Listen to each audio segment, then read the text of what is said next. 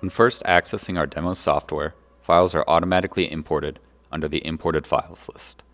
These file names contain information about the samples and the test parameters.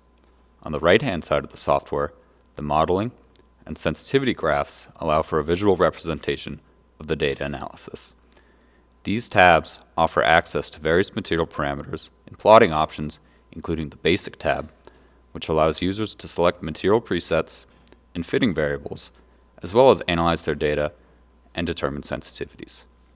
The Advanced tab allows users to adjust the parameters of their thermal model and save presets for use at a later time. The Uncertainty tab allows users to define the error associated with each input parameter to the thermal model, which are automatically propagated into the global uncertainty of the fitted parameter.